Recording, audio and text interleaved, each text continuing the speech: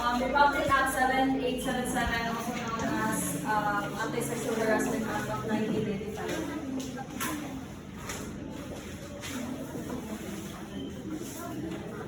On June 9, 2023, at Somalirang High School, an incident occurred that could bring serious accusations against a teacher.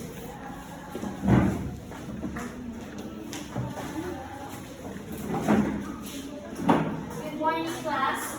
Good morning, Miss Lastimoso. Okay, take your seats. So, alright, remember to work on your project. I expect everyone to give their best effort in doing your projects, okay?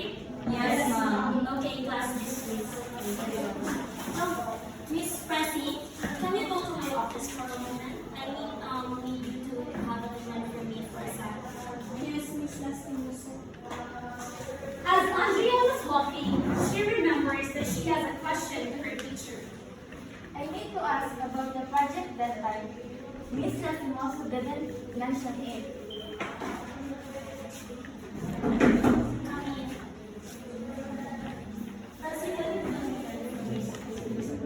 Can you get the folder over there by the shelf? Yes, Miss Lastimoso.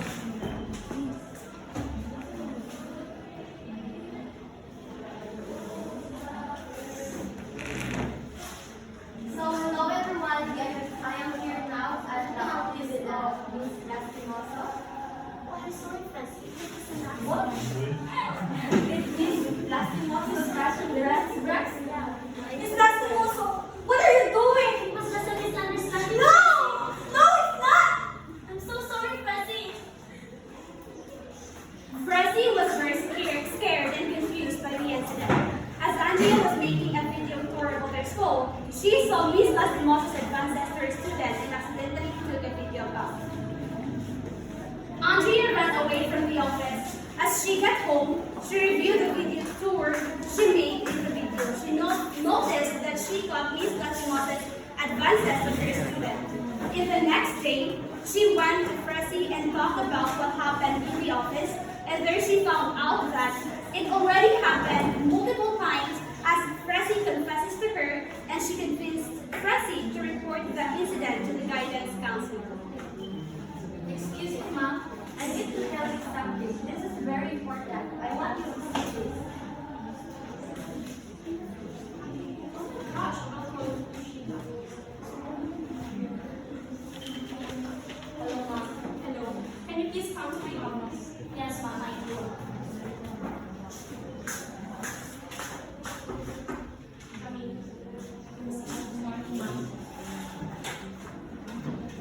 One of your students reported about touching your student inappropriately.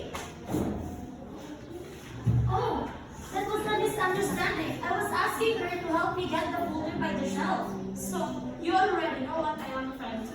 No, I was just guessing. How sure you are? You may go now. No, Mom, it's not what happened. She intentionally touched her. I did not. Yes, you are. This is unacceptable. I'm going to report this to the authorities. You can't be serious. You don't blame me. You have no proof. Let's see about that. Let's go.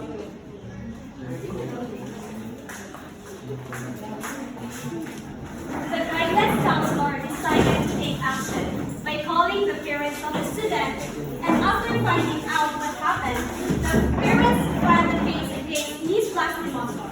The accusation brought significant attention and concern regarding the behavior and appropriateness of the teacher in a position of power.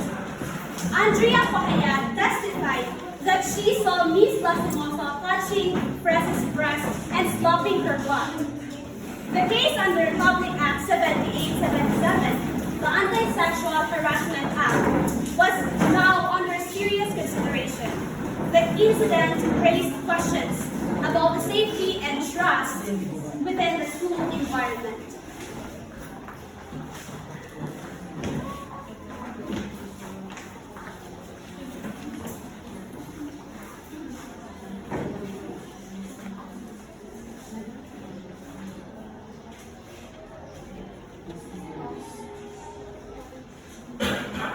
All rise. The court is now in session.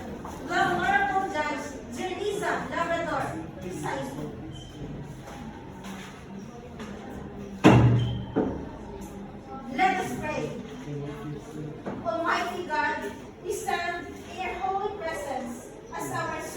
judge. We humbly beseech you to bless and inspire us so that we think, say, and do will be in accordance with your will. Enlighten our minds, strengthen our spirit, and fill our hearts with paternal love, wisdom, and understanding, so that we can become effective channels of truth, justice, and peace. In our proceedings today, guide us in the path of righteousness for the fulfillment of your greater glory. Amen. Please be seated. We are here today for the case of People of the Philippines versus Sheena Lastimoso with charge with violating Republic Act number 7877, otherwise known as Anti-Sexual Harassment Act of 1995. Are the parties ready? Ready, Your Honor. Will the jury please stand and raise your right hand? Do you swear that you will fairly try the case before this court and that you will return a true verdict according to the evidence and instructions of the court? So help you, God. Please say, I do. I do. You may be seated. Very well. Prosecution, you may present your opening statement. Thank you, Your Honor. Ladies and gentlemen of the jury, we are here to address a serious matter involving the defendant, Sheena Lastimoso, a public school teacher at Sumaliring National High School, accused of grave misconduct and acts of sexual harassment against her student, Presley Rao. She claimed that Ms. Lastimoso asked her to be in her office to do an errand. She then asked her to have the folder, and when she did, Ms. Lastimoso held and grabbed her hand, touched her breast, and slapped her butt. We will show evidence that on June 9, 2023, Ms. Lastimoso inappropriately touched Frances' breast, causing her fear and distress. We will call witnesses to testify the facts of the case and demonstrate that Ms. Lastimoso's actions constitute grave misconduct. The evidence I will present to you will prove that the defendant is guilty as charged. Hence, your opening statement. Thank you, Your Honor. Ladies and gentlemen of the jury, under the law, my client is presumed innocent until proven guilty. During this trial, you will hear no real evidence against my client. You will come to know the truth that Ms. Lastimoso is just trying to get a book from Francie and nothing else. We will show that the incident was an unfortunate accident, not a deliberate of misconduct. Ms. Lastimoso has served as a dedicated teacher for many years, and this accusation is based on a misunderstanding. We will provide evidence and witnesses to support Ms. Lastimoso's character and refute the claims made against her. Therefore, my client is not guilty. Prosecutor, you may present your first witness. The prosecution calls Presley Rao to the stand.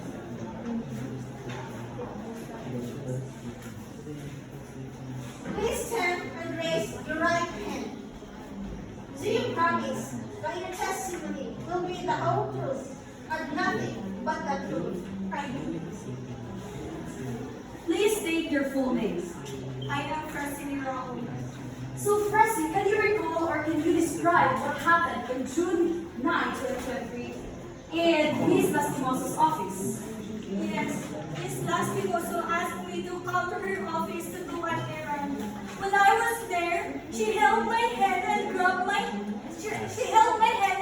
head and then touched my breast and slapped my butt. I was very scared. So, Presley, is this the first time that she did it to you? No, she did this a lot of times, especially when our class is dismissed. But why did you just give it yourself instead of telling it to your parents or your friends? Because she tells me not to tell anyone. If I do so, she will going to fail my grades in her subject. Did anyone else witness this incident? Yes, my classmate Andrea. No further questions, Your Honor. Are you sure that Ms. Lastimoso touched you? Yes, she touched me a lot of times. Could it be possible that Ms. Lastimoso touched you accidentally while handing you the book? No, it's not accidentally. It's more like the siya daw. Thank you. No further questions, Your Honor. The prosecution calls Andrea to the stand.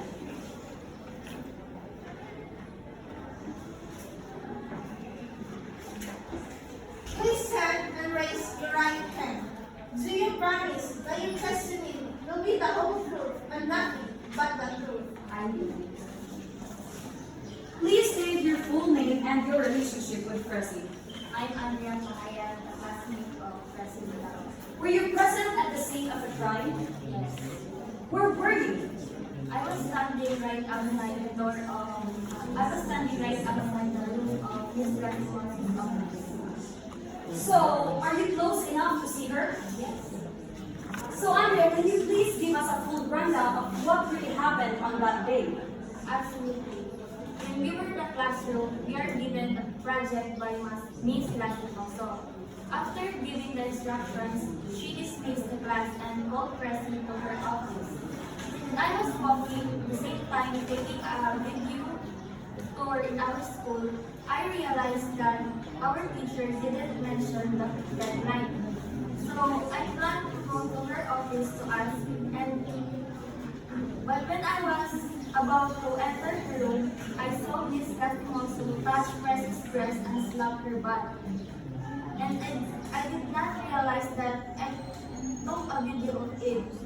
When I go home, I reviewed the video and I can't believe what I saw. Your Honor, I would like to submit this evidence of Ms. Lastimoso's grave misconduct and act of sexual harassment against her student Presi. So, Andrea, what happened next?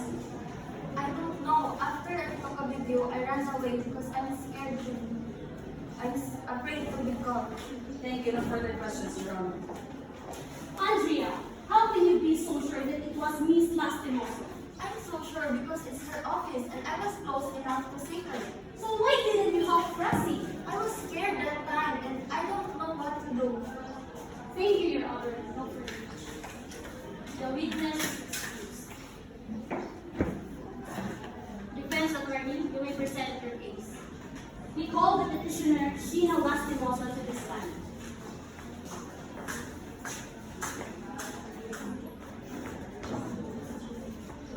Please raise your right hand. Do you swear to tell the truth, the whole truth, and nothing but the truth? I do. Miss Lastimoso, can you explain what happened on June 9, 2023? After class, I asked President Lam to go to my office to run an errand for me. So is it true that you touched her in her breast and you slapped her butt? It was just a misunderstanding. She handed me the folder and she accidentally slipped and I accidentally touched her breast and slapped her butt. But there is no intention of harm. No! Okay, so is it true that it's not the first time you touched her intentionally? No, I never touched her because I am a professional teacher and I am a good role model of my students and I would never do that such thing. So did Presi show any signs of being uncomfortable or upset? No, she left my office without any complaint. Thank you. No further questions, Your Honor. So, Ms. Sheena, why did you call Presi to your office that day? I needed her to run an errand for me. Do you often ask students to run errand for you? Occasionally, yes. So, did you apologize to her immediately after the alleged accidental touching? No, I didn't think so because it was necessarily an accident. Thank you. No further questions, Your Honor. Defense attorney, you call your first witness. The defense called teacher Sunshine Paharad to the stand.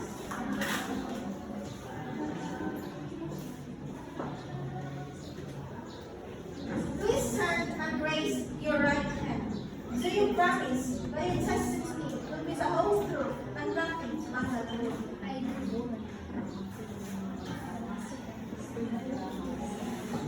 Please state your full name and occupation. Sunshine Paharad, a teacher in Subalern High School. Teacher Sunshine, how long have you known Miss Lastimoso? I've known Miss Lastimoso for over 10 years. She has always been dedicated and respectful teacher. So have you ever witnessed any behavior from Miss Lastimoso that would suggest misconduct? No, never. She has always been professional. Do you think possible that Miss Lastimoso will harass her students, specifically Miss Pressy? It's impossible in 10 years of service. I haven't heard that Miss Lastimoso harassed her students. She's been so good to her students. Besides, she's a girl. Why would she harass Miss Pressy? Thank you. No further questions.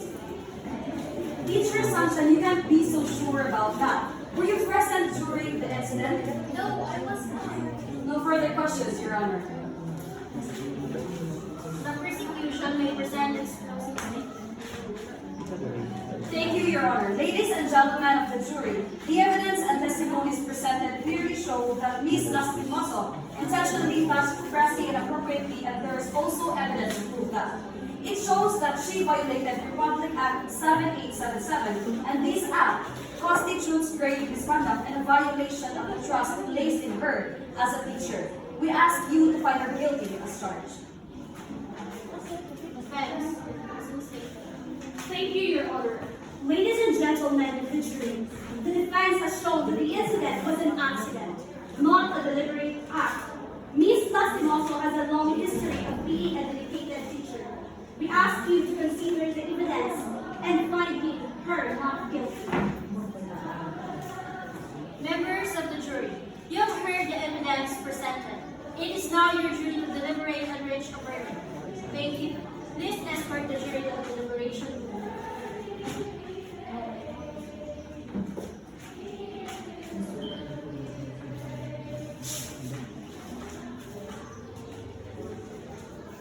Has the jury reached a verdict? Yes, I have, Your Honor. I find Sheena Lastimoso guilty of grave misconduct. Thank you. Ladies and gentlemen, based on the jury's verdict, I will now proceed with sentencing. As stated in Section 7 of Republic Act number 7877, any person who violates the provision of this act shall upon conviction be penalized by imprisonment of not less than 1 month, nor more than 6 months, or a fine of not less than 10,000 pesos, nor more than 20,000 pesos, or both such fine and imprisonment at the description of the court. Any action arising from the violation of the provisions of this act shall prescribe in 3 years. Ladies and gentlemen, after careful consideration of all the evidence presented before this court, I hereby find that defendant Ms. Lastimoso guilty of the charges of grave misconduct as stipulated in Republic Act number 7877. The act of fouling one of her students constitutes a grave offense and is totally inexcusable. Therefore, it is the judgment of this court that Ms. Lastimoso be dismissed from her position as a teacher and be prohibited from practicing this noble profession in the future. Let it be known that justice has been served in this case. The court is adjourned. All rise. This concludes the trial. Thank you, everyone. Boundary